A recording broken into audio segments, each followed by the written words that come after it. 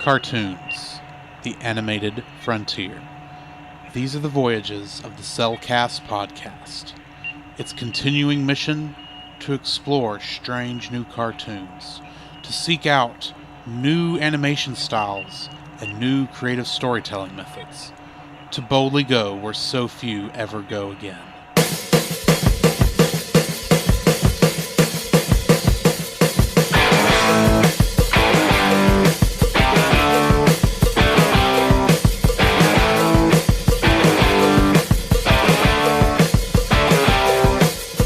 Welcome to another episode of The Cellcast. Joining me today is a man who was able to get on the boat because he pretended his name was Bob, Jacob. I'm Bob. Why, thank you. Let me introduce our co-host, a man who just happened to be working children's daycare on the boat when Wayne and Wendy showed up with all their pups.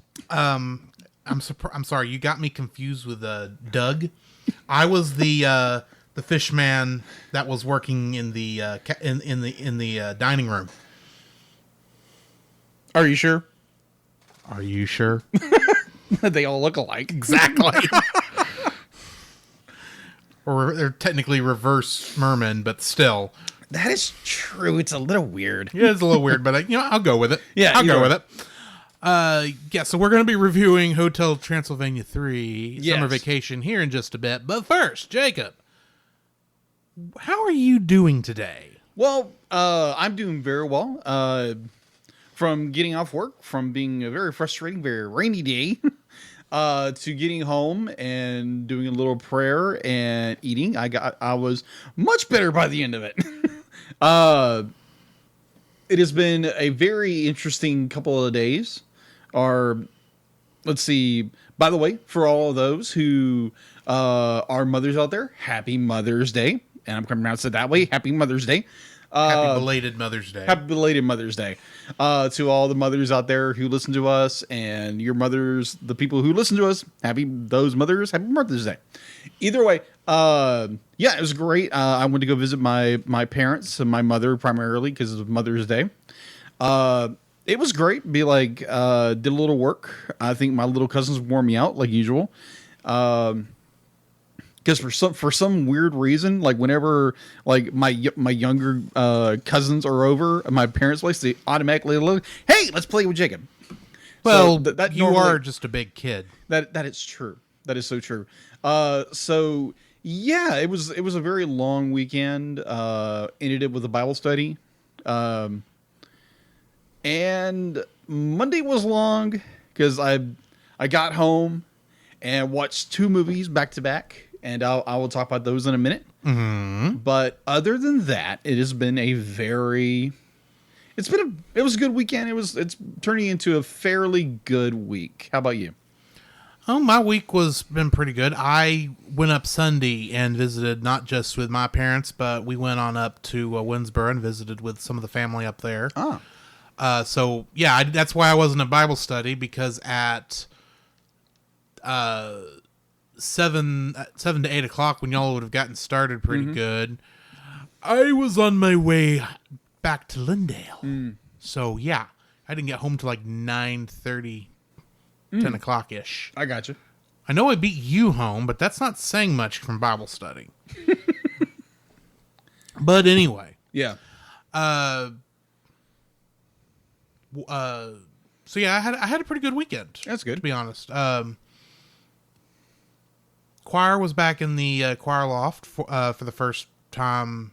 Not for the first time since COVID, because we were back up there at Easter. Right.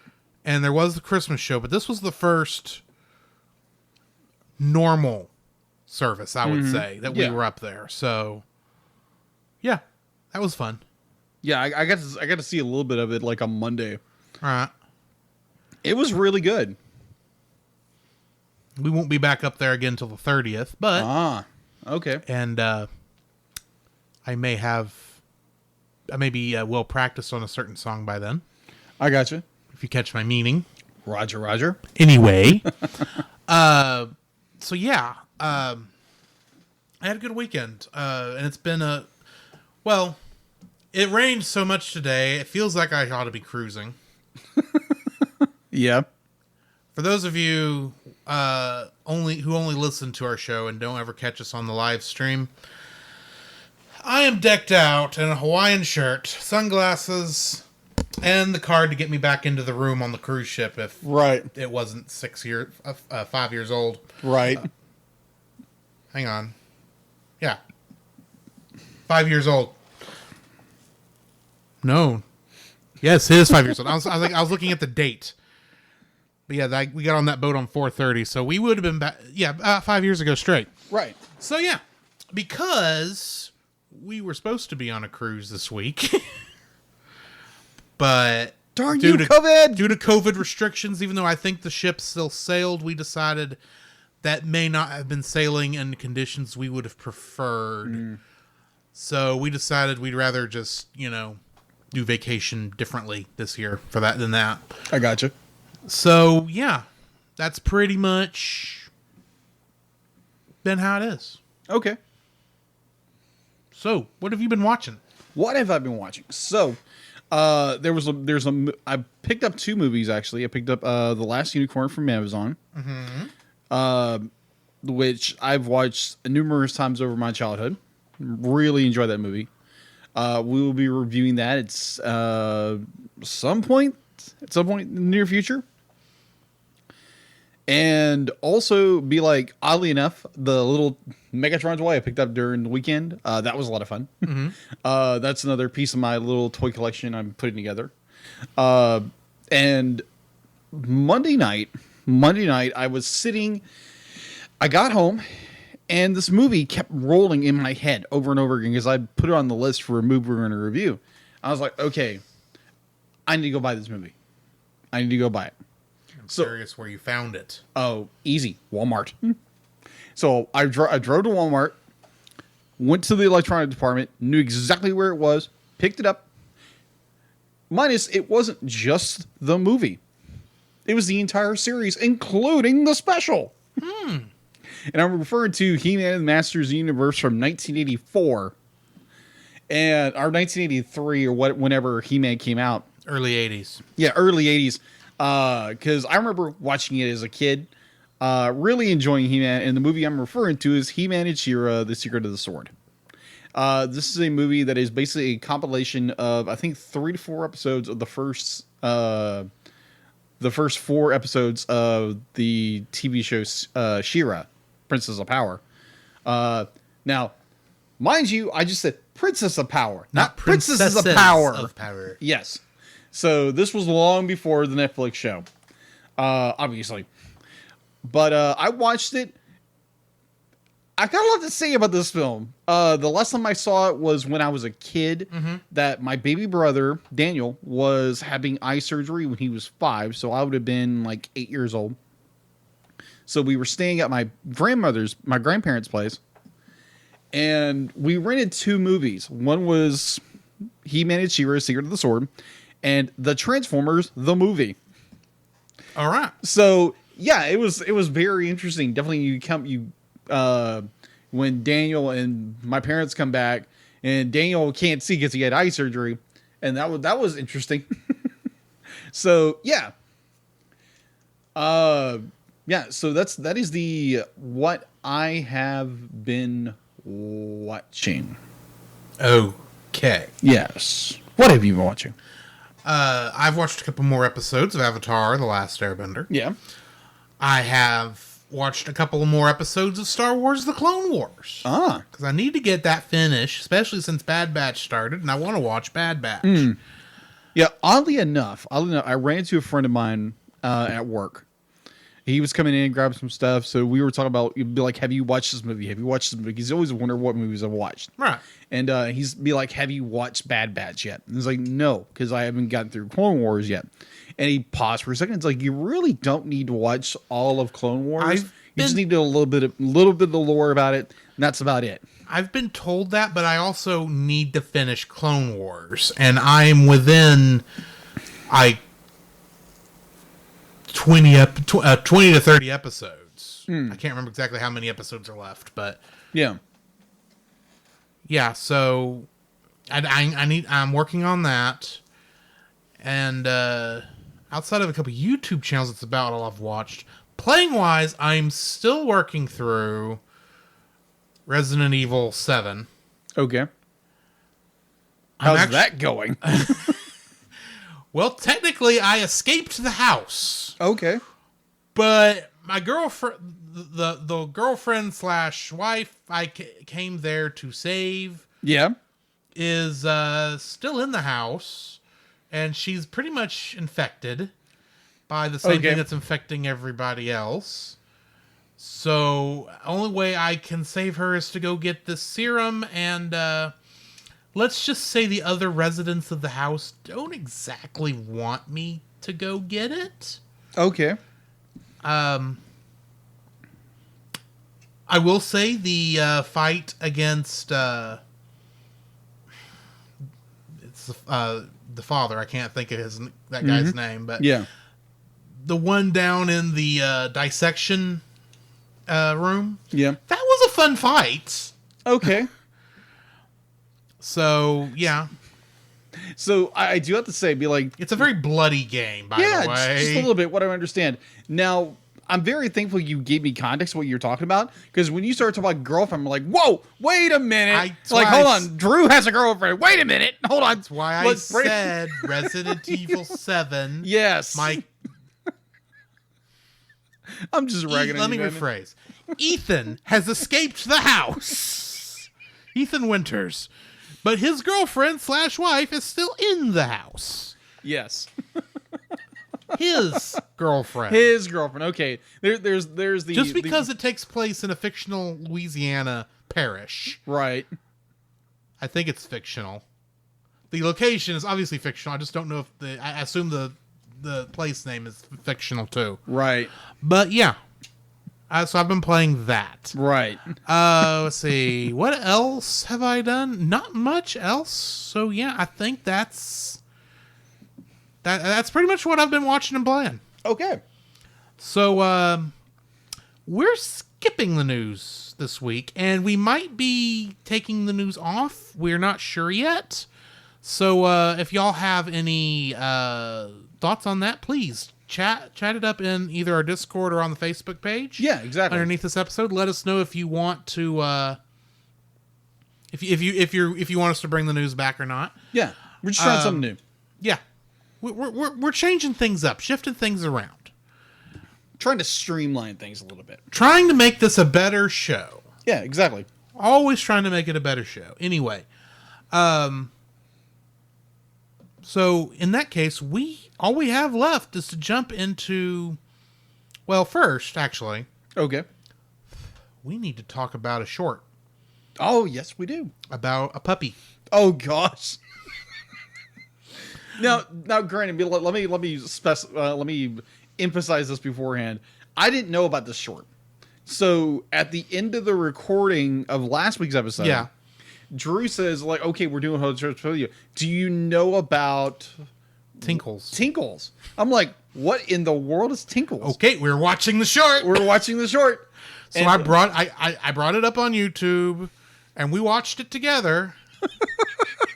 And I died laughing. I absolutely died laughing. So basically, the if you've not seen it, yeah, the plot of it is that Dennis wants a puppy because he's 7 or 8? I can't remember how old he is. He's like 7, I think. 7 or 5. Yeah, I want to say he's like 5 or 6. I don't remember how old, what the cutoff age for the fanging thing they were worried about in the last movie was, and this is obviously less than a year from that. Yeah, but he wants a puppy because he's young. He's a kid and wants a dog. Mavis and Jonathan. Well, Mavis says no. Jonathan backs her up. I don't think Jonathan cared. No, Jonathan never cares about anything. But Dennis is a very smart boy and knows to go talk to Papa Drac. Mm-hmm. And Papa Drac goes and gets him a puppy behind Mavis's back. And this is not a typical puppy. A typical dog. This is a monster dog, of course. Oh my gosh. It is a giant, what is it, a pug? It's a pug. It's a giant black pug. Yes. who apparently has a potty training problem. Yep.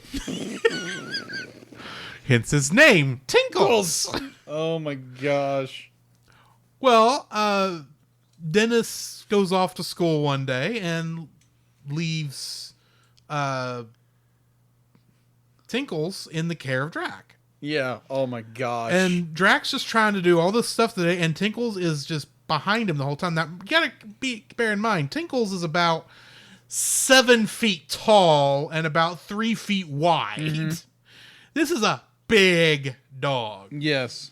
Well, at one point, after all the commotion of them trying to do everything, and standard dog comedy ensues. Mm-hmm. Drac is watching the front desk when yes, the Bone family reunion gets ready to check in. Boom, boom, boom, boom. I don't think I have to tell you what happened at that point, but it was hilarious. Tinkle's eyes go wide as saucers and then attacks. Oh, man, that was funny. So, yeah, just very, very quickly before we jump into the actual Hotel Transylvania movie, what is your thoughts on Puppy? Oh, Puppy. Oh, my gosh. Hysterical. Absolutely just bonkers beyond belief. And there's a part of me now watching the third installment. I wish they would have kept with a lot of that, the energy and drive of that movie, because there's a reason that turns out that way, but we will get to that. Yes, exactly. But overall, Bill, I thoroughly enjoyed it. It was a lot of fun. And the 3-pack Blu-ray we have up front actually does have Puppy in it with another, and the other short that I didn't know about, but it's a 2D short because I think it's connected with the show. Okay, that apparently yeah, that's right. There is a show. Yeah, which I've not watched, so I don't know how good it is. Yeah, and they've since come out with a third short to lead into the fourth movie. Okay, which I have not watched yet either. So we'll have to decide how we're going to handle that later. Right. But yeah, I enjoyed the short. It was funny. It felt kind of like I was watching a kind of a Looney Tunes short in a way. Agreed. Because the timing was about that spot on. It works well within the universe. And yeah, I'm agreeing with you that I kind of wish that they had kept that energy. Mm-hmm. I can tell you why they didn't keep that energy. And I think I can do that without really spoiling anything. Okay. So I'm going to go ahead and do it now. Okay. Tinkles became very popular after the short came out. Of course. Tinkles was only supposed to be originally a short, kind of a bit part in the movie. He wasn't supposed to actually, I think, get on the cruise ship. Mm-hmm. But he was so popular after that short came out that they found a way to get him on the cruise ship. Yes. And I think because the story was not originally written with Tinkles in mind, that's probably where your issue is. We'll get there. We'll get there. We will get there. So yeah, on that note, let's just go ahead and jump into our spoiler-free thoughts on Hotel Transylvania 3. Alrighty. I know it's your first viewing. Yes. It was my second viewing. I did see this one in theaters. Okay. I remember enjoying it, but coming out of it feeling this was not as good as the previous ones. That's what I remembered. I gotcha. And on this viewing, I can tell you, in my opinion, it's not as good as the other two. Okay. We'll get into a little bit more of why I think that is later. If you enjoyed the first two, definitely give this one a watch, because it is still within that vein and it is continuing the story. Mm-hmm. And there are a lot of good jokes in here. But, this is just it's like a lot of trilogies. The third movie's not the best one. Mm-hmm. You get right down to it. So yeah, that's really my thoughts on this one. I got you. It's got a good story. It's just a little bit weaker than the other two. What are your thoughts? Spoiler free wise. Yes. It was kind of a letdown. It was kind of a letdown for a film. It did have some bright moments here and there, primarily character moments. but the story-wise was very weak in a lot of spots.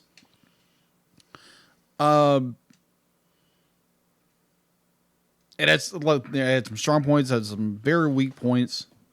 It wasn't overall that entertaining to me. Mm-hmm. It almost, which I think we've discussed this before in the podcast, that it played down to its audience. It didn't play up to its audience. It played down to its audience. Yeah, and that's just almost a disturbance to its audience, which is children. Mm-hmm. It just the conclusion to this movie was just kind of a meh. Yeah, It wasn't. There was no like. I will go into my dislikes about this movie when we get there, but it's weaker. It's a weak film.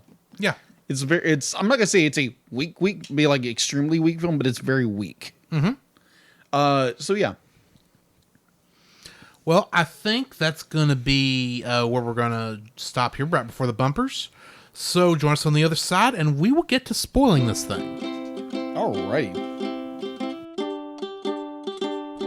Ray, we're wrong. Okay. This progress is a part of Christian Geek Central Network. Wrong. Hey, Scoop. What are you doing, man? I don't know. I'm supposed to be reading an ad. All right, hold on. Give me it. Okay.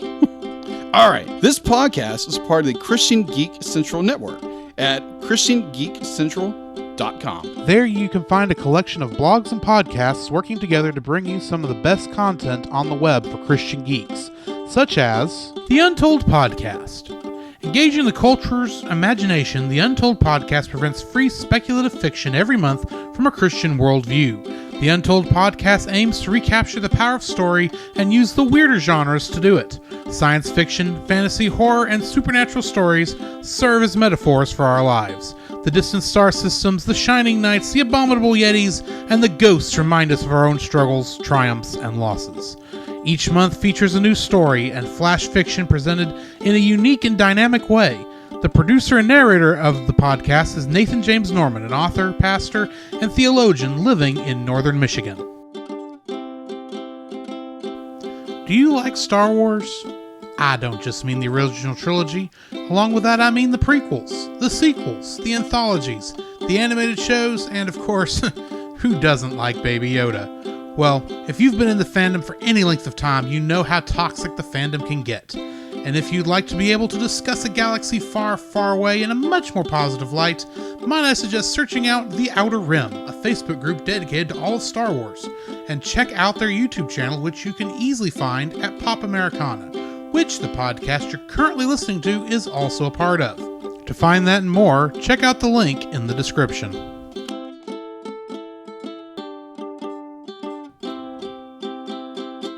The following is a spoiler-filled review for the movie Hotel Transylvania 3 Summer Vacation. Listener discretion is advised. Hotel Transylvania 3 Summer Vacation was written and directed by Genndy Tartakovsky, who I think he's probably at this point most well known for Samurai Jack. Okay. But he also did Dexter's Laboratory, which is the thing I initially knew him from. Mm-hmm. It was also written by Michael McCullough, who is writing the upcoming Shrek movie. Really? Mm-hmm. Getting into the cast, we've got Adam Sandler playing Dracula. In his final performance as Dracula, I might add. Mm-hmm. Of course, in The Waterboy, he was Bobby Boucher. Mm-hmm. Andy Samberg plays Johnny. And in the upcoming Chip and Dale Rescue Rangers movie, he's playing Dale. Really? Yeah. Okay.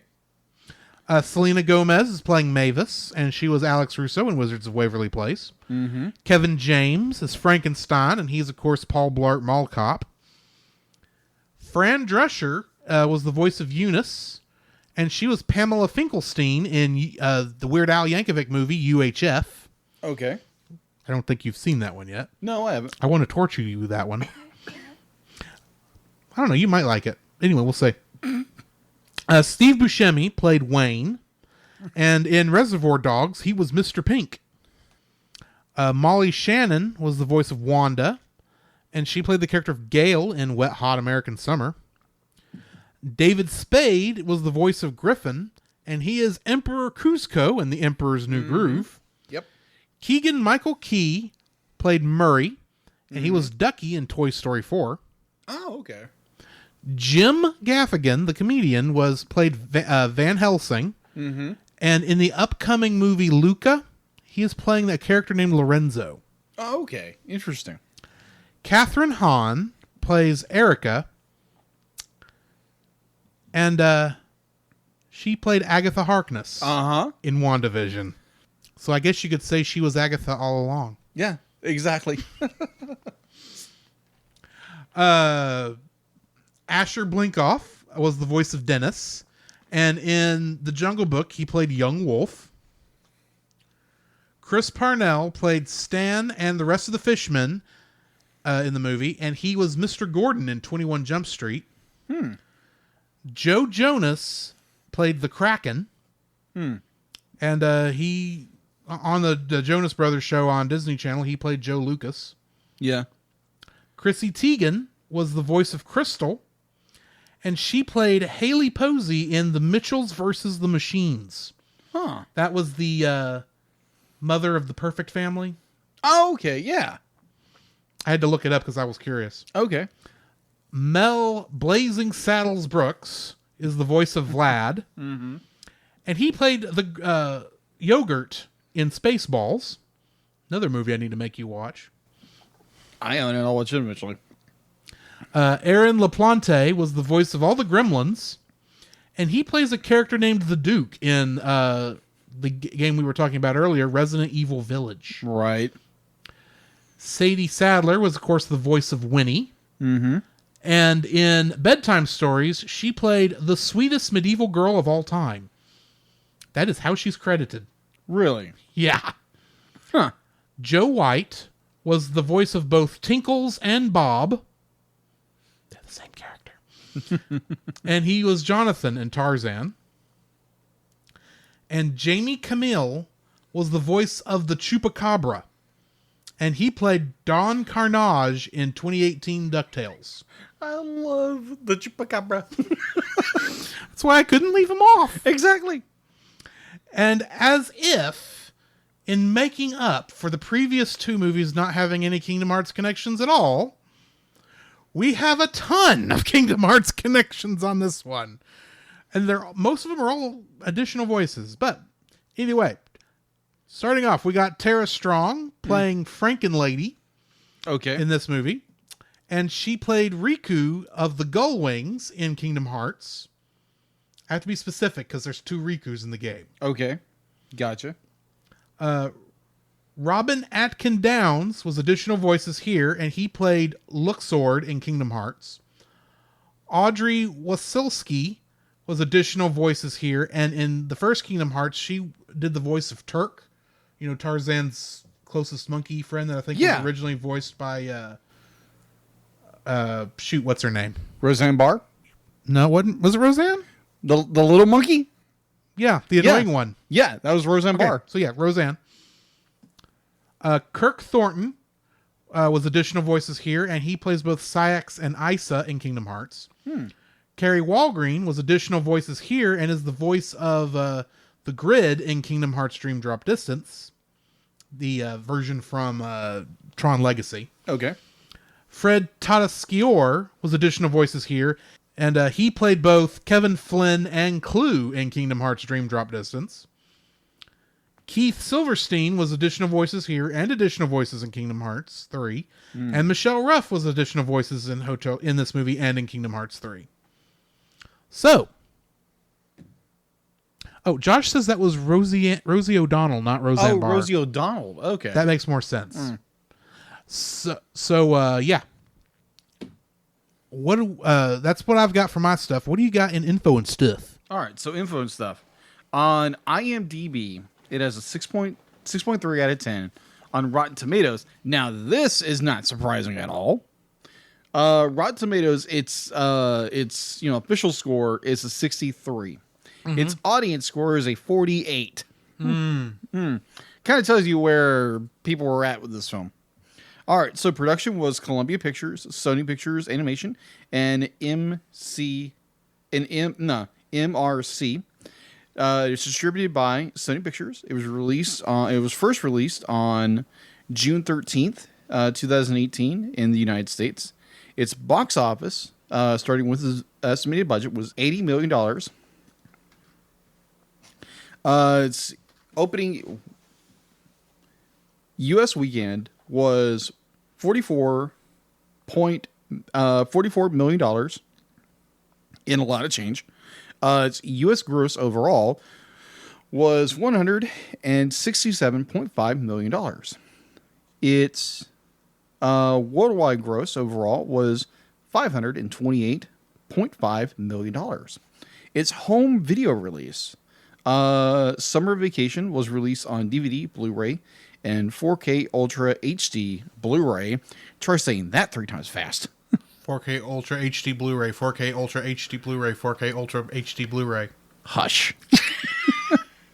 On October 9th, 2018, by Sony Pictures Home Entertainment. Its sequel, starting back all the way in 2019, Sony Pictures Animation announced the 4th film developed and its scheduled release it was originally supposed to be released on December 22nd, or it is supposed to be scheduled on December 22nd, 2021. October 2019. The original director said he was not going to direct in 2020. It was announced that it would be moved to August of 2021. In September 2020, it was announced. I'm going to butcher these names. I apologize. Jennifer Kluska and. So what I'm getting is that Gendy Tartakovsky's not doing the 4th movie. No. He's That's almost going to make it not worth it. Yeah, he's being replaced.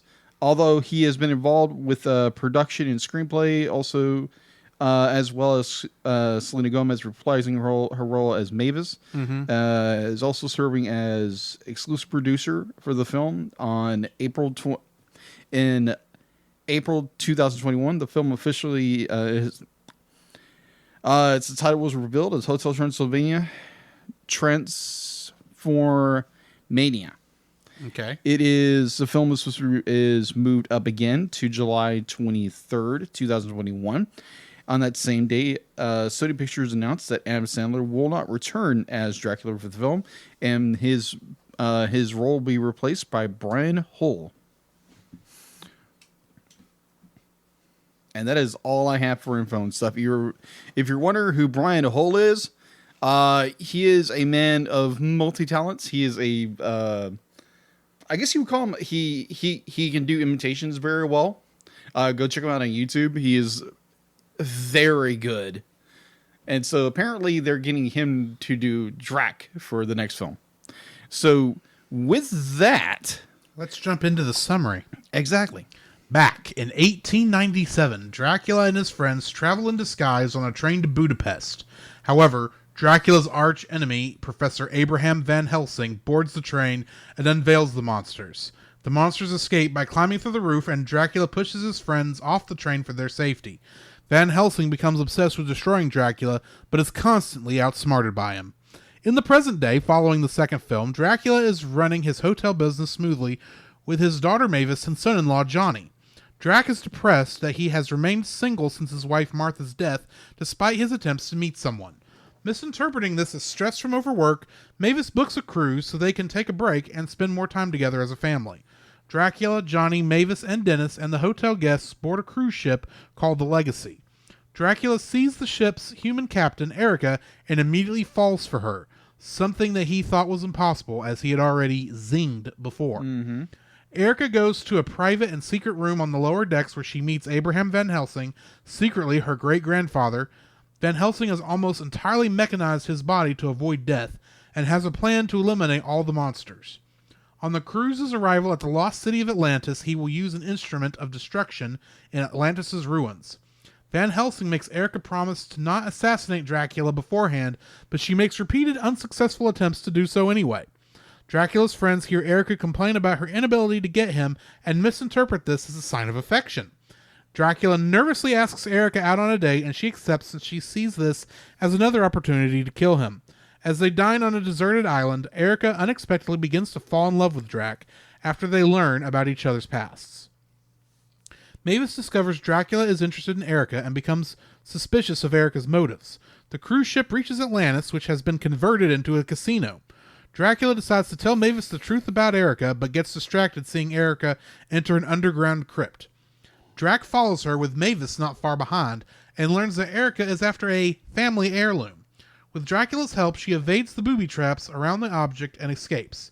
Mavis arrives and confronts them, and Dracula confesses that he zinged with Erica, to Mavis' surprise and confusion.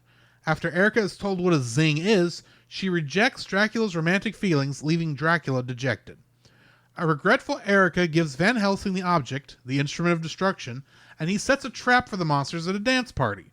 Noticing that Dracula is still depressed about Erica, Mavis takes advice from Johnny and tells her father to talk to Erica, admitting that she was afraid of him leaving her, which allays Drac's fears. Van Helsing shows up and pushes away the DJ, and a saddened Erica is forced to reveal that she is his great-granddaughter.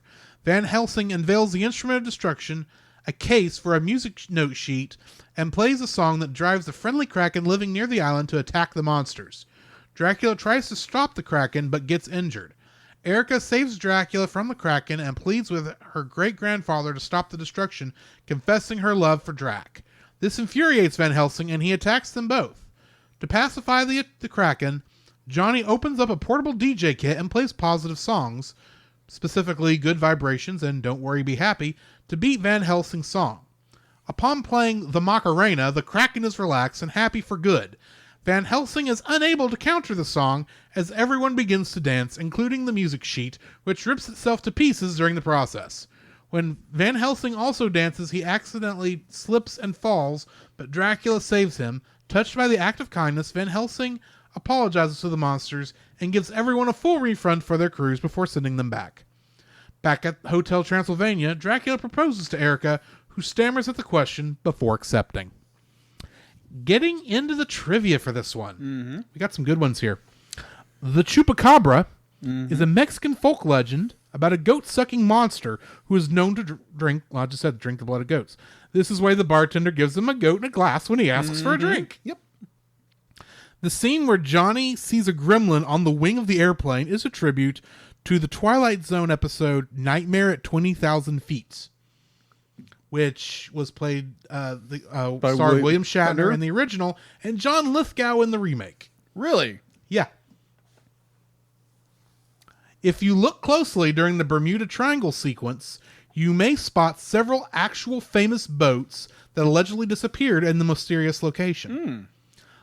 The Gremlins resemble the title monsters of Gremlins, 1984, That is true. and Gremlins 2, The New Batch, 1990. But their behavior on the plane also calls to mind, as it were, original Gremlins. Gremlins were once known to the Royal Air Force as mischievous imps who sabotaged planes. Whenever something went wrong and no one knew why, a gremlin was blamed. During his time in the Royal Air Force, author Roald Dahl heard this myth and wrote a story about them, making gremlins famous, or perhaps infamous, throughout the world. For whatever reason, where I got this trivia didn't say what that story was called. Oh. Now, which war was that? World War II. Okay. I think. Okay. But probably both. It would That's have to be possible. World War II because that's when planes were primarily being used. Well, Although there was some in World War I. planes were reused in World War One. Right, but not to the extent Exactly. it was in World War II. I assume it came up in both. Possibly. Gendy Tartakovsky did not want the fishmen to bend forward because fish can only bend sideways. So he asked animators to have the least amount of movement for them as possible. Sometimes in scenes only their mouths and eyes move. Wanda, we see in this movie, is a mother of 70 children. Good night. And she had a litter between the second and third movies. That's a lot of pups. Abraham Van Helsing was in his 50s or 60s in Bram Stoker's Dracula, published in 1897. which would make him 170 to 190 years old here. Jim Gaffigan, who voices the mechanized Van Helsing, he did so by imitating Lionel Barrymore's late career performances where he was confined to a wheelchair. Huh. Such as his performance in the Christmas movie that wasn't actually a Christmas movie and then bombed. That had Jimmy Stewart in it. I'm Feeling Stupid. It's a Wonderful Life. Oh, yeah. Sorry. And this last bit of trivia I found the most hilarious considering recent events. Okay. Catherine Hahn, the voice of Erica Van Helsing. Mm-hmm. According to this, she has always wanted to play a villainous character. Wish granted. Because she's played 2 villainous characters.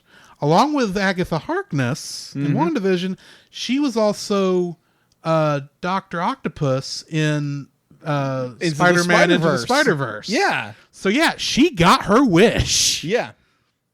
So yeah, that's the end of my trivia. Since I've been talking a bit, why don't you start us? What's your first like? My first like, you brought it up in the trivia, is the fact that Wayne and Wanda are always constantly, the pups are around them the entire time. And they can't get a break. And so I found it almost comically relieving when they walk into the baby center, or the kids center, and they're like, wait, you get to keep them all day? You have to keep them all day? Says, yes. Why? So that you and them can have the best trip possible. Wait, what? What? This doesn't make any sense to me. You're saying that we can leave our kids here for the entire trip. Well, actually, you do have to get them back at the end of the day. Close enough. Yeah, and they just go nuts. Yeah. They go nuts. They have fun. And I thought that was very, very unique because it was like, okay, be like... Oh, but that's not the best part. Mm-hmm. The best part is after they've realized... After they stood outside without kids, probably for the first time in who knows how many years, while the daycare is disintegrating behind them. Well, you see this wall of tornado of wolf pups. That in and of itself is hilarious. Oh, I agree. It is hilarious. And then, of course, later on, we see them romping around the boat like 2 puppies. 2 pups themselves. Like, it's hysterical. And maybe quite doing some, well, making puppy love, we'll say. That's what's okay. That is what's insinuated. I gotcha. But then they get accidentally get seen by Erica and Abraham. Oh, and they get tranked. Dragged all the way to the bottom, thrown in a closet, essentially. Yes. And we don't see them again until the very end of the movie. Oh, man. Where they come back into the hotel, and Murray, I think it was Murray, asks them, Wayne, Wanda, where have y'all been this whole time? Says, oh, we got, tranked and thrown into a closet. It was very relaxing. We're thinking of doing it again this summer. I think for them be a comfort to be like, yay, no pups. Pretty much. So, yeah, that to me is the funniest part of that entire sequence. I agree. Probably it's just that whole idea that these 2 finally get on their own and they get tranked and stuffed into a closet. And they find it the funnest part of the entire vacation. Mm-hmm. And all I gotta say, in that they finally got rest. They finally got rest. And all I gotta say is that poor daycare center care guy. Oh my gosh, what the heck did you get? Be like, you see all this mound of pups. That boy needs hazard pay. Yes, agreed. And about 3 times hazard pay. Yes. Because I have met large families, but a couple. What are they? Are they werewolves or lycans? It's hard to tell. Okay, so technically he's based off the Wolfman. Yeah. I don't know if he was technically a werewolf or a lycan. I will say they do appear to be in wolf form primarily they don't seem to have the transformation back and forth Yeah. with the full moon sort of thing. That was one of the questions I was, kind of So pondering. I don't know exactly which. I think that technically makes them a lichen, not a werewolf. Yeah, they're more like They're a wolf primarily, or they're a wolf human hybrid. Not a transformed thing. Yeah, not a true werewolf. Yes. Either way, that's my number one. Okay. My number one is the opening montage of Van Helsing's losses. Oh gosh. The beginning of the movie, when I especially like the part near the beginning before Van Helsing even shows up, when they're in the train saying, "This is quiet. This is the only way we can make it through here," and the little German boy notices their monsters, goes, "I'm really freaking out right now." He says, "Quiet, you're a cat." He goes, "Ooh, I'm a pretty kitty," or something like that. Oh my gosh. And then when Van Helsing comes in and reveals the monsters, he does the whole cat jump in the air with the arched back thing. Yeah. That in and of itself was funny. But that whole concept of, okay, yeah, we're introducing this villain from Dracula's past, and it is in a lot of it's one of the few times that Van Helsing is seen as a villain instead of the hero. Right. But he is Dracula's adversary from pretty much from the original book. Yeah. So it's role reversal. It's very much role reversal. So I like how Dracula no matter what, Dracula keeps beating him. And Jim Gaffigan's performance as Van Helsing, I think, was a touch of genius, because at first you don't even realize it's him. Yeah. Much like you don't realize Adam Sandler's Dracula until you've heard it a bunch of times. Yeah, that's true. But yeah, I thought he did a very good job here, and I loved, and honestly, I do still think the all that montage at the beginning of the film is really where he shines. So yeah, the opening montage of Van Helsing continuing to lose over and over and over again is my number one. What's your number two? My number two would actually be Dennis and Winnie. And Bob. And Bob, of course.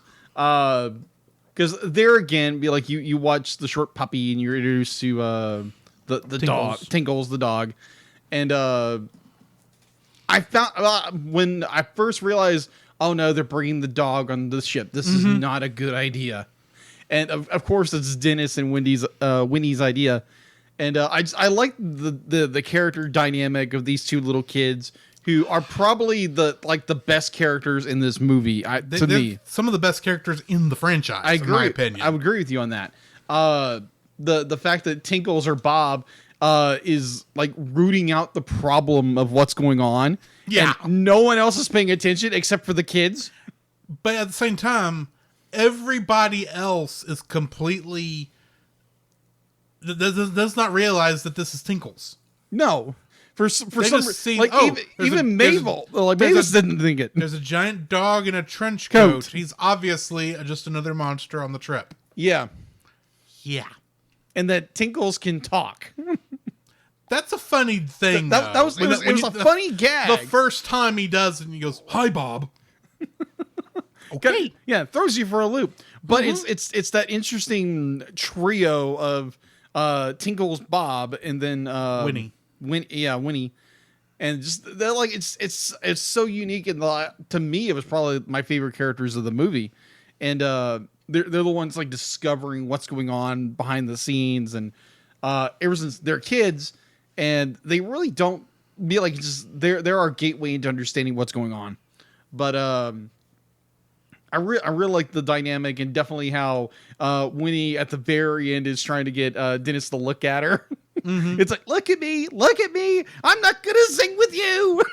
It was great. Yeah, especially when you consider that universe where all two monsters have to do is look at each other, and there's a chance they could instantly fall in love with each other. And you're a 5 to 6 year old boy who is just now coming to the realization that girls are different. Yeah, and you're not sure if you like it or not. You know? Yeah. So you were both at that point. Yeah, exactly. At some point. Yeah, it was like, so okay, that's I can understand what's going on. It's like, can't we just be friends. I don't want to sing with you. I don't want to marry you. Yeah, it's very interesting, and also the idea that Zing, because I mean, like Zing's been a thing throughout the series, and the fact that like with Drac and what's her name, Emily, Erica, I was close. Apparently, a monster and a human can zing, just like in the first one. So we already know that because we know that Jonathan. Well, Mavis zinged. And I couldn't remember if Jonathan actually had the purple zing effect in his eyes. I don't remember because it's been a while since I've watched that. Yeah. But because I have a question dealing with that later on. Yeah. But either way, yeah, that's my number 2. Is the 2 little kids and the big massive dog. What's your number 2? Erica is my number 2 like. Okay then. Now, here's the thing. They claim Erica is the captain of the ship. Right. I think they're wrong. She's the cruise director. There's an entirely different job. That is true. She is a cruise director. It's a very much entirely different job. Yeah, that is true. One of those fishermen is the captain of the Legacy, let's be honest. That's true. And they also, during the movie, they'd be like, Captain so-and-so, come to the bridge, please. Yes. And it's obviously she's the director. She's obviously supposed to be the cruise director, which is enough of a reason as to how she can get all around the ship without being noticed. Because, she's pretty much in charge without being the captain of the ship.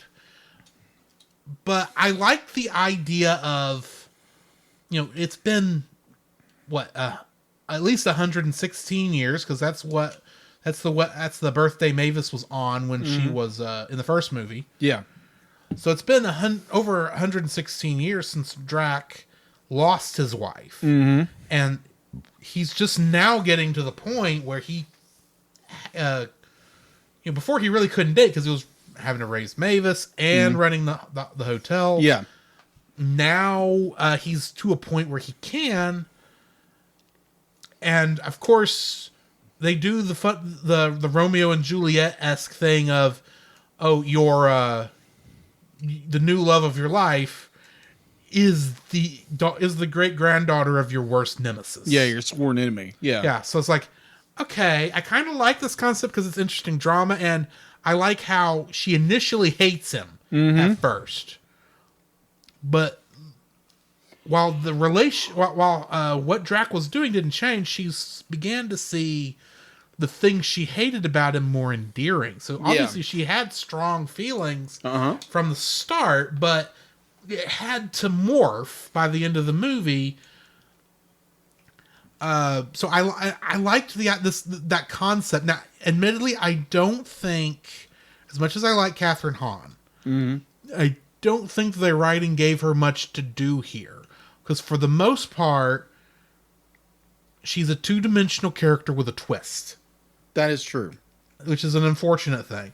But the concept that they went with her and the fact that they do still at least give her character growth, which as recently has been the thing that annoys me more, is when there's not character growth. True. Well, there is actually character growth of the character. I kind of have to like her. I mean, it gives me hope that maybe in the new one there will be even more character development. Mm-hmm. So yeah, I'm going with Erica Van Helsing being my number 2. What's your... My number 3. Chupacabra, anybody? When this character popped up, I was like, what in the world is this? Little blue character. It kind of looks like a cat. Kind of like a dog. And it's like, I can't remember what he asked for, but the camera. And it's like, oh, sure, Mr. Chupacabra. Oh my gosh, it's Chupacabra. It pops up. And this giant goat. I was like, oh my gosh, this is hilarious. It's a quick visual gag. Oh yeah. And he's only in like 2 scenes. 2 or 3 scenes. That's it. But he's like, what? I kind of like it. He's here, and they break. And they don't. And he's still here throughout the entire movie. Yeah. So yeah. I thought it was just hilarious when I cracked up. And I was like, oh my gosh, that is hilarious. Like you brought in the Chupacabra, which is like, it's just this really cool myth down in Mexico. And just made it this very funny little character who just has a glass of goat. Yeah. Like, that's hilarious. So yeah, my number 3 is the Chupacabra. Well, building off of your number 3, my third is all of the quick gags. Yeah. throughout the movie. Okay. So you've got the one you just described with the chupacabra ordering a drink and they give him a goat. You get the fishmen, which are obviously reverse mermaids. Or mermen. I don't think we ever heard a female version. No. I think we saw one, I think. You get the fact that everything the gremlins say on the airplane out to the Bermuda Triangle is the opposite of what you want to hear if you're on a plane. Yes, absolutely. And the fact that it's gremlins running a plane, that's funny in a really strange sense. Agreed. You get Blobby's son and dog being born on ship. Yeah, it's a little weird. Yeah, it's a little weird, but it's like, but the thing is, the standoff between Blobby's dog and Tinkles near the end, I thought was funny. That was kind of funny, yeah. Nearly every monster from the previous two movies that's been in the films shows up in here, because let's face it, you need a full ship full of monsters, so it makes sense that you'd reuse a lot of these assets from a production standpoint. I have an issue with that from a design standpoint, but we'll get to that in a minute. Okay. Everything like the sequence there where she's chasing them in the fish sub there at the underwater volcano reminded me a lot of Team Rocket. Agreed. Completely agree with that. Definitely the point of ejecting out the pod. Yes. And those antics that went on there. I love the quick little visual gag of when all of Drax's family is in the scuba gear and they're all timed exactly to walk strangely, like you feel like you're walking when you're in that kind of stuff. Right. And it's like, okay, that's funny to watch. And of course, all the little gags down there in the bottom of the ocean. There's just so many quick visual gags that are blink and you'll miss it. Yeah. And I appreciate that they're all here, even if sometimes I think we focus a little too much on them. Yeah, a little bit. And not enough on the story. But, yeah, it's just, I appreciate them all being in here, because when they work great. Agreed. I wish they could have left the magician and his assistant off the boat, but hey, what are you going to do? Because those are just the most disturbing ones in 3D to me.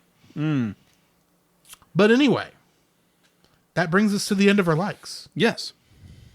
What is your first dislike? My first dislike was the design of the Helsings. Like, just how, like, I understand it's more they're going very like extremely just awkward and weird with how they designed it, but it was just like how they designed Dr. Van Helsing. It's just so, I was like, okay, I get the aesthetics of where you're going. It's just are we talking about Van Helsing at the beginning or the completely roboticized form? Both. Okay. I just wanted to verify. Yeah, just like his design is so weird, so odd. Like, I understand, be like, oh, it's steampunk. Oh, it's like everything is steampunk. Like, this is based in this was released in 2018. You think you would have like more modern updates? You think, but either way, well, he's been busy getting the legacy going. That is true. That is true. Also of like, and plus people sometimes like older aesthetics and don't like learning the newfangled technology. That is true. That is very common of much older people. Yeah. Definitely Erica's design was kind of, it threw me for the biggest loop. It's like she has this big round, like all the characters have very round chins, and then she has this little, I don't know how to describe it, little ball in her chin. It drove me nuts. I was like, what in the world is this? I understand being like, see, I could have seen how close her eyes together were, would have driven you nuts too. Oh yeah, you thinking about it now? Yeah, it drove me nuts. It was like, her design was so weird. It was like I understand, be like, this is how you're designing characters, but make it a little more. One of the other things you have to remember, right, is that all of the original Hotel Transylvania characters were kind of sort of designed before Genndy Tartakovsky got involved. Right. So a lot of their design work was done without his involvement. Agreed. Erica, on the other hand, along with Van Helsing himself, Yeah. very much in his art style. I would agree with you. Very much in his art style. I can easily see those characters showing up in a Dexter's Laboratory episode. I agree with you there. But they should have stuck with the original, like how they designed, the original series, because they just stick out like a sore thumb. And it's so They're awkward. too smooth. Yeah, they're too smooth. Too smooth. The characters don't really fit in the same mold, the same pattern, and it drove me nuts. I'm like, what in the world is going on here? Now it's understanding who the director is, because I didn't know who this guy was. I never watched any of these shows. I think I watched like one or two episodes of Dexter's Lab and other stuff, but now recalling back and say, okay, it makes sense why the character is designed like this, but it doesn't fit for these films, and it just drove me nuts. Like every new character had these very unique design choices that really didn't fit in with the aesthetic. That doesn't really even work in this 3D. Yeah, if we're being honest, because that's the thing. The other version of these obviously 2D designed characters that were done in 3D. Yeah. That I can think of his designs is Clone Wars. Because Genndy Tartakovsky did the Star Wars Clone Wars miniseries. Okay. That aired long before the Dave Filoni series was created. Yeah. And they based all the character designs off for Star Wars Clone Wars off of the Genndy Tartakovsky designs in Clone Wars. True. And those work better. Agreed. They did. I don't know if it's because there was some slight modifications to make it look a little more Star Warsy while still keeping the general design. Maybe the fact that the Clone Wars stuff doesn't have as much squash and stretch that these films have, because these films are much more cartoony. Yeah, agreed. But the thing is, I think they're cartoony to their detriment. Okay. Because, and I'm going to kind of move this into my first dislike, if that's all right. Because the first two movies were very story-focused. Okay. Yes, you had gags, and that's what made the stories funny, but there was... I hate to use the term stakes, considering we're talking about vampires. But, I mean, there was stuff that was going on. If stuff did not go the way it needed to go in order for the characters to succeed, things were going to go downhill in those two movies. Now, in this movie, things can go downhill. The end of Monster Kind is pretty bad. Yeah. But it doesn't feel like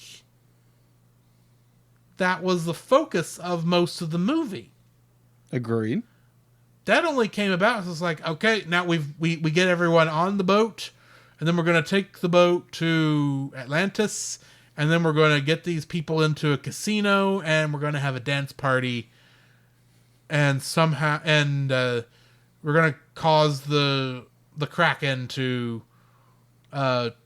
take over, to kill everybody. Yeah, destroy them all. There is no concept that's the Kraken is even in any possibility the bad guy. Even agreed. There's no.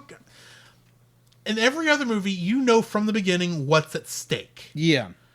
If Johnny in a Hotel Transylvania, if Johnny is not able to convince Dracula that humans are not evil and that there are many that are worth good, he's not going to be able to marry Mavis, and she's going to get stuck in that hotel for the rest of her immortal life.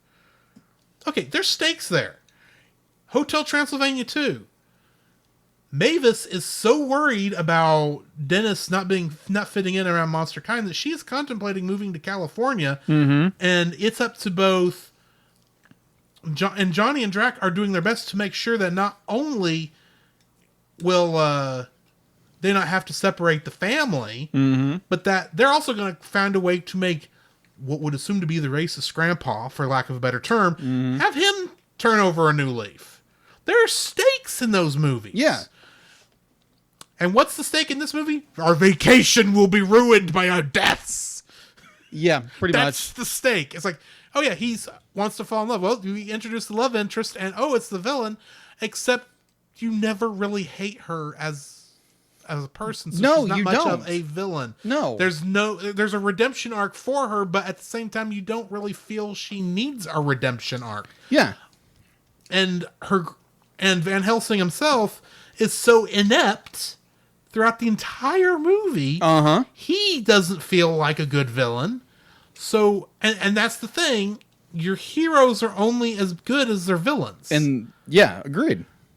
And the villains in this movie are kind of weak. Granted, if the other previous two movies were as shallow as this one is, Yeah. I'd care less because it was following the motif. Right. But this movie is so much more shallow. And I don't just mean because it ends with everybody doing the Macarena. Ugh. The stupidest dance from the 90s. Oh my gosh. But, or the fact that it's, so that's the thing. You're going to have when we watched Guardians of the Galaxy, Yeah. and they joke about, oh, we're going to have a dance party to finish off for the climax of the fight. Right? Yeah. So we're thinking, okay, that would be a cool thing to see. So we actually do it here, and you're looking at it and going, y'all could just do something besides hitting the buttons on the DJ booths. Mm-hmm. You could have some effects. Have you seen Scott Pilgrim? Yeah. You want to see some good effects with a DJ booth? Do that. Not just, oh, Kraken's evil, Kraken's good. Kraken's evil, Kraken's good. Yeah, it's just it's boring. It's a boring climax. And anticlimactic. And it doesn't help when you see all the monsters, including Tinkles, doing the Macarena. It's like, okay, granted, this show came out, if this movie had come out in the late 90s, this would be hilarious and hysterical. Yes. This is 2018. True. The Macarena is so corny at this point. Yeah. No one's going to find it funny. Or only maybe kids will find it funny, but adults are more like, what? It's adults are going to go, what are you talking about? The kids aren't even going to know what the dance is. Yeah, exactly. And are kids really going to try to do the Macarena? Probably. But at the same time, it's like... You know what would have been better? Okay. Gangnam Style. Yeah, I would agree. Because even though it's an annoying song no matter what you say, that would have been more appropriate. It would have the dance would have been just as easily noticed. Mm-hmm. And I wonder if the reason they couldn't do it was some kind of strange licensing agreement. Possibly. But that's what it felt like it should be going, and that would have been a better song to use as a climax instead of, oh, we got to play happy songs. Mm-hmm. We got to play positive vibes, man. I want a fight. You're setting up a fight, and you didn't fight. Yeah. That's my number one dislike, is the movie is shallow and pulls its punches. Agreed. What's your second like? Following yours up, and it's very poignant. It has a weak story. Oh yes, extremely weak story. Like you said before, you had stakes. You had the crescendo of the film. Dependent on this happening. Mm-hmm. There's nothing to this film. There's literally, we're going on a vacation. We could have done this in the hotel. Yeah. And it's like there are interesting points throughout the story, but there's no building up story to this except for Drac now has a girlfriend, and his girlfriend happens to be related to his arch rival, which really isn't an arch rival at all. It's just a very boring, bland story that has no building, nothing to hook you in. Yeah. Because none of the characters feel like almost all the new characters in this, no matter how well performed they are, right, are two-dimensional. Yeah, exactly. And all the other characters, the only reason they have dimension is because of the previous two movies. Exactly. Now, granted, I know Genndy Tartakovsky wrote this. Mm-hmm. I can feel some of the weakness of his comedic writing from his Dexter's Laboratory days in this. Because it's servicing the joke more than is the story. I agree with you on that. Genndy Tartakovsky was very good at doing 15-minute shorts. Yeah. It feels like this was a 15-minute short that got a series of 15-minute shorts that they tried to staple together with a central hook, and the hook is not good. Yeah, it's a very weak hook. Oh, yeah. Anyway. Yeah, it's just like the story is very weak. It like you just said, it feels like a bunch of little segments here and there, just kind of spliced together to make a film. And it's not. It's the conclusion of this film, the climax, if you will, is very anticlimactic. Mm-hmm. It's very boring, very bland. Before Francisco jumps in here and says, "Oh, you mean like Monty Python and the Holy Grail?" That's not what I mean. No, and I think you'll understand what I mean. Is the point of Monty Python is, there is a story that is designed to tell jokes. If there was all the other Monty Python films are skits, essentially. Skits stitched together. So that's part of the motif of their movies. Hotel Transylvania had 2 other good movies. Yeah. And then they did this one where it feels stitched together. Yeah. That's the difference. Yeah, like after watching this film with the 4th one coming out with all the replacements and like I'm actually worried. Yeah, about exactly. The 4th one. Like is it going to be worse than this one, or is it going to somehow climb itself? Like you already tell, we don't really like this film so much. So is the 4th film be able to climb out of Atlantis, yes, to make itself a better film than its predecessor? With a name like Transformania, I'm afraid they are trying to reinvent the brand. Yeah, I think so. To make it more profitable, probably make it more, pardon the phrase, Minions-like. Very true. And that worries me because I know that stuff sells, even though it's not as story driven. Yeah, agreed.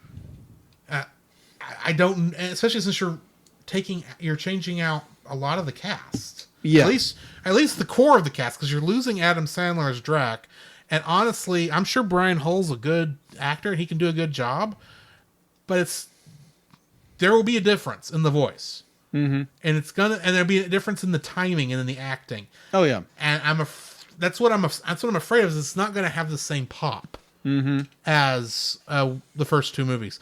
And if it comes to the point where the first 2 movies are the good ones and that's the only ones I'll ever watch again, fair enough. So be it. It happens. But yeah. So yeah, that is my number 2 of my dislikes. What is your number 3? Vlad does not need to be in this movie. I agree. He doesn't need to be in this film. He doesn't need to be. He doesn't do anything in this film. He's there for a couple jokes. Yeah. Now, granted, maybe that's all Mel Brooks had time to do. Fair enough. Yeah. Except one of those jokes, Mel Brooks doesn't even talk. He says ladies. I think that's all he says in that scene. Yeah. And that scene gives me nightmares. Oh, gosh. Because of... Bleach, please. Yeah. Oh, ancient man body. Look, I know I'm not a sight to look at. Okay. But I know modesty. Yeah. Yeah. And Vlad needs some modesty. Yeah. And okay. It doesn't let me phrase. He does not. This is a kid's movie still. Yeah. They don't show anything that would get the right. They give it a worse rating. Right. The whole thing is played for comedy, but you're looking at it and going, no, I don't want this. I don't want to see this. Yeah. This isn't funny to me. It's an old man acting sexy for a bunch of witches. Yeah. It's just this is not funny. No, and like the whole point of like the witches be like, there's one point they're like, he's sprawled out like a cat. Yeah. And all the witches, they're just looking down at a certain area in his body and just like, that doesn't feel comfortable at all. It's like, really? Or he's flipped over or whatever. I'm like, can we not have this scene in here? This is a kid's movie for crying out loud. Vlad did not need to be in this movie. No, at all. They could have cut his character. Nothing would change. And those gags are not as good as the visual gags I was referring to earlier. These are the gags I want gone. Yes. More than you understand. So yeah, Vlad is my second dislike. I gotcha. Totally. I felt better about him in Hotel Transylvania 2 than I did him here. Yeah.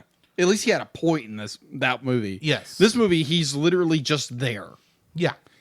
And just to make some goofy little gag joke. That's the only thing he does. He has no contributing part to the story. And the thing is, he could have.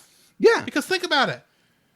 The Van Helsings have been fighting Drax's family for centuries. Yeah. Some of them would have faced, I can't remember. Some of them would have faced Vlad. Yeah. Vlad should have a stake, pardon the phrase. Yeah. They should want to kill Vlad as much as they want to kill Dracula. Exactly. And they don't. It's like, you have two enemies. Go after both. Heck, I don't know. Hold Vlad hostage. That would be funny. Yeah, something. But they don't. But Vlad's in the movie for like absolutely no reason. Yeah, no story. There's no story wise anyway. No, he's just there for a couple jokes and have you remember. Oh yeah, Mel Brooks. We got him back in this movie. Ha ha ha. Yeah. It's like Mel Brooks should feel ashamed for being in this movie because he didn't do anything. His jokes weren't even funny. No, they weren't. Anyway, all right. What's your third dislike? The terrible conclusion of this film. Oh my gosh, the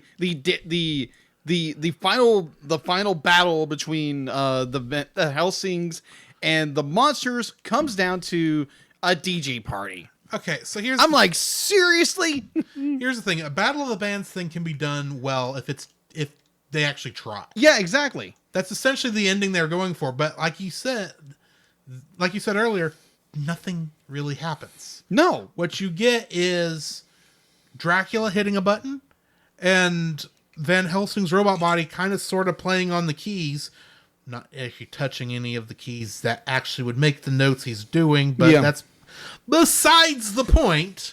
I admit Pixar spoiled me. But it's like I'm listening to this and going, this is the most dull Battle of the Bands thing I've ever seen. I don't actually care who wins because I know who's going to win. There's no doubt in my mind when it starts who's going to win. There's no real threat. Really. I mean, like they build up to this idea that Dr. Helsing he has found the ultimate weapon in order to destroy the monsters once and for all, and we're getting this big build up to it, and it's a song sheet that plays techno music, ancient Atlantean techno. Yeah, exactly. I'm like, okay, this is so like when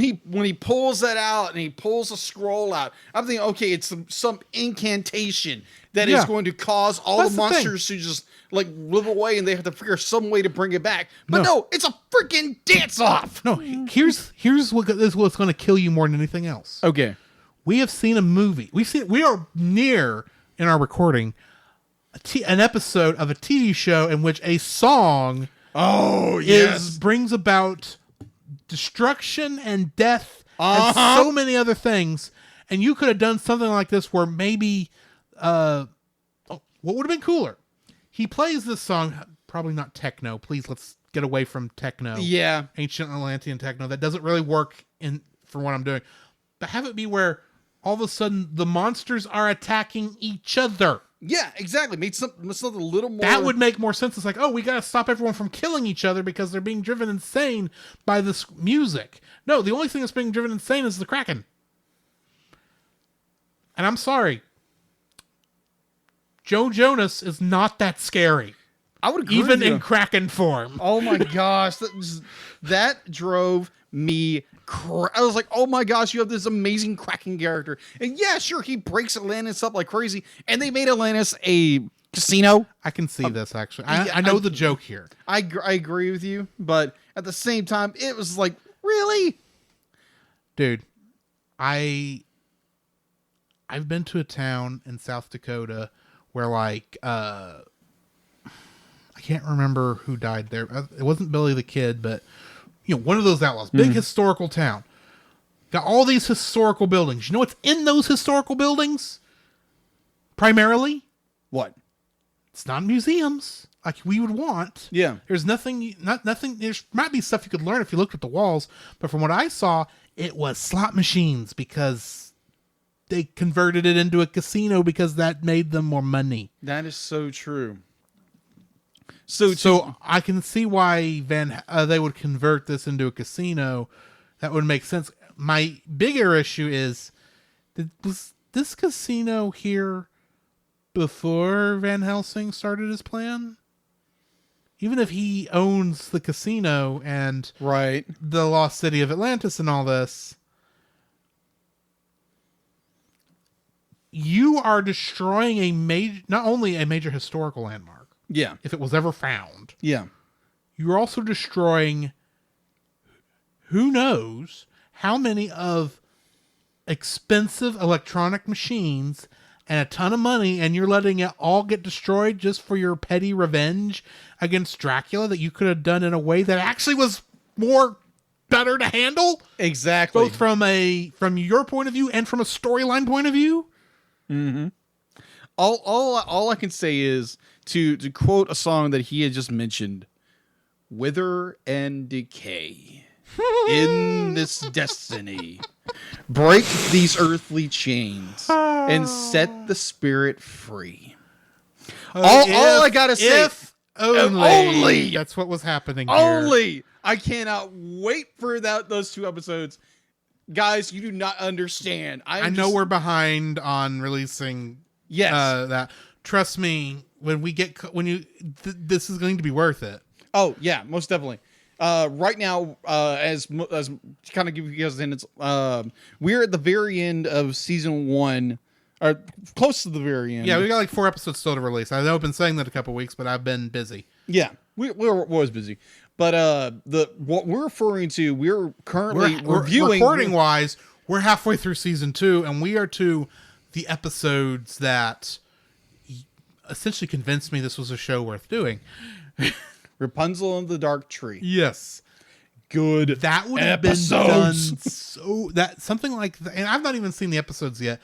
I'm just imagining that those 2 episodes dealing with a music that's going to cause everything to go bat poop crazy are going to be so much better than what we just saw. Oh, absolutely. Absolutely. This was a train wreck of an end of a movie. Mm-hmm. And the fact to be like Johnny, I've never really liked Johnny as a character, but he kind of like grandpa, like Dracula, be like in this movie, he does nothing throughout the entire film except be like, "Oh, I'm a DJ and I do bar mitzvahs" or something like that. I'm like, they could have done something with Johnny and Mavis relationship or something like that. The only thing they did was show what was actually in his backpack all this time, and it was stupid. Yeah, exactly. And like the little amplifiers that he uses, you're not getting that kind of sound out of anything blowing out in 2 seconds. Yeah. I'm just like, this makes no sense. It's so stupid. And I mean, and then it throws into, because you think, okay, here's the movie. Or you think they're going to throw it an end credit thing where Drac and I'm forgetting her name again. Erica, we got married or something like that. No, they keep going with it. I'm like, put your movie to an end. Well, I mean, they do at least do the engagement thing, which, yeah, okay, I can see for the end of the movie. Yeah. And of course it goes into the 2D animated credits like all the other ones did. Right. Except these, I think, made less sense than the last one. Agreed. But, yeah. I'm just going to go do my third dislike. Go for it. Mr. Tinkles is shoved into this movie in places he shouldn't be. It's very painfully obvious he's just shoved in there to say, oh yeah, he's in the movie. He's in more than just these couple scenes at the beginning of the movie. Because the thing is, in every scene that he's been shoved into where he's not the focus, Yeah. he stands out like a sore thumb. Yeah. They go to the deserted island. You could see him walking back there looking around. It's like, dude, why are you here? I know that Winnie and Dennis did not bring you on the island because I see Dennis right there. Who are you walking with? Are you just following everybody to the shore? And how are you not going full dog in the middle of a deserted island? Yeah. You should need to use the restroom. Your name is Tinkles. You have a problem, and you have been given a giant island to relieve yourself on, and you're just standing there. And Sorry, go ahead. Yeah. The idea, like, you brought that up, and I'm like, wait a minute. Like, they could have pulled an entire Jurassic Park idea of, of Tinkles just going amok on the island and had fun with it. They could have done so much more with Tinkles on the island, and all you see is he's walking forward with everybody else. It's like, I don't believe that. I don't believe that's what's going on here because it doesn't make any sense. And you see him in the background of some other scenes, just shoved in there to say, oh, look, there's Tinkles. Yeah. And really, after he almost finds Van Helsing's cabin, he's not really necessary for the movie at that point. Yeah, exactly. He doesn't really do anything. The only other thing he does is the Macarena with everybody else at the end of it. Yeah. And it's like, don't get me wrong. I liked the short. Puppy is funny. Funny, very funny. But the character, like so many other characters in this movie, is underutilized and not done much with. So yeah, my third is Mr. Tinkles is not used properly and is just shoved in the movie so you can say he's there. I gotcha. It would have been funnier if they'd have just left him at the hotel and they get back and Mr. Tinkles has completely destroyed the hotel. That would have been funnier. Yes. Oh my gosh. Yes. But anyway, I think that brings us to the end of our review of Hotel Transylvania 3 Summer Vacation. What is yours? I'm giving it a 5. All right. Bear in mind, this is getting a bit of disappointment bias because I can't not compare it to the first two movies, which were done so much better than this. It's hard not to. And I'm just so disappointed with how poor this particular one is. So it could have been better. It's just not. So I'm giving it a 5. What are you giving it? I'm going to give it a 5 as well. Oh, heck. I'll give it a 4.5. Just so we're not the same. Just so we're not the same. And plus, this movie is such a disappointment in a lot of ways that there again, like Drew said, it is a hard pull not to compare it to its predecessors, which were done very well.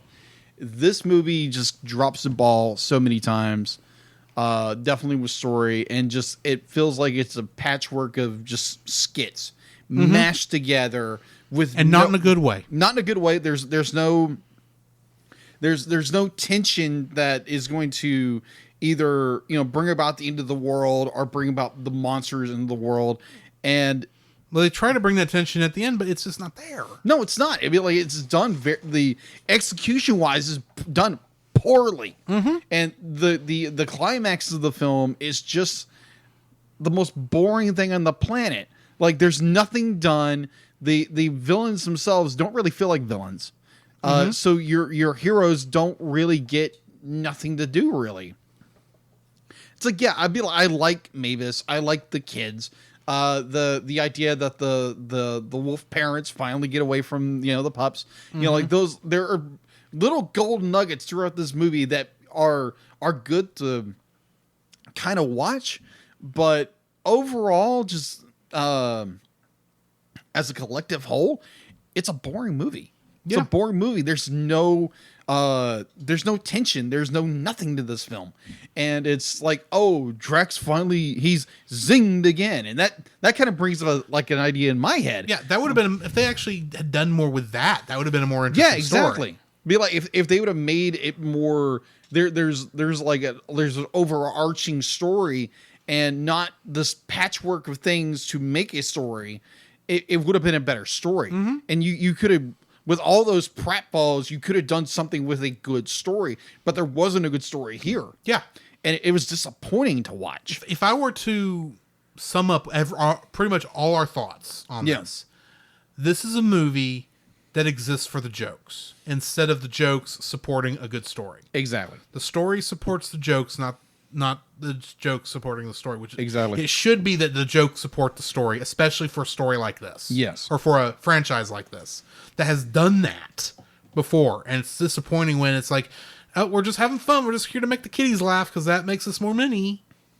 Exactly. Except it doesn't, because now you're trying to course correct, I guess, and fire the people who did so good in the previous ones and try to make something else. And like, I don't know if that's what's happening with Transform Mania, but it feels like that might be what it is. We will see, because I'm pretty sure we're going to do a reaction to this. Oh, very much so. So we may bring that up. So stay tuned for that. Yeah.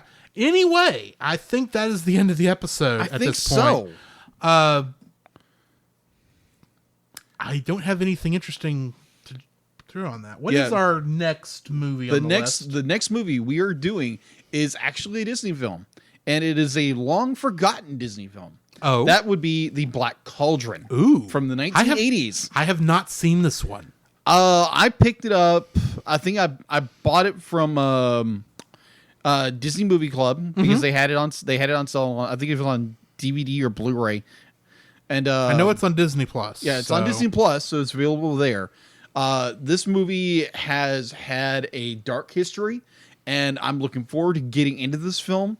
I only watched it a couple of years ago. It's now available on Blu-ray, only exclusive from the Disney Movie Club. So if you're there, you can pick it up there. I might pick it up just because of that. But yeah, I am looking extremely forward to doing the review of this film and how Katzenberg did a Katzenberg to this film. Thank you, Katzenberg. So yeah, join us for that. On that note, I think that's all we've got. So exactly. This has been Drew. This is Jacob. And we'll catch you in the next frame. Blah, blah, blah, blah, blah. Wait a minute. He just said blah, blah, blah. No, I do not say blah, blah, blah, blah, blah. Come, Jacob. We must prepare for next week. Prepare for what, Drew? The same thing we do every week, Jacob. Record a podcast. Oh, boy. So where can they find you, Jacob? You can find me on Facebook at Jacob B. Heron, also on Facebook at Jacob's Daily Art Corner, where I try to draw each and every day. I don't get to it as often as I like, but join me there. Also, you can find me on Instagram at Jacob B. Heron, on Twitter at Jacob Heron, and Letterboxd at Jacob Heron. So where can they find you, Drew?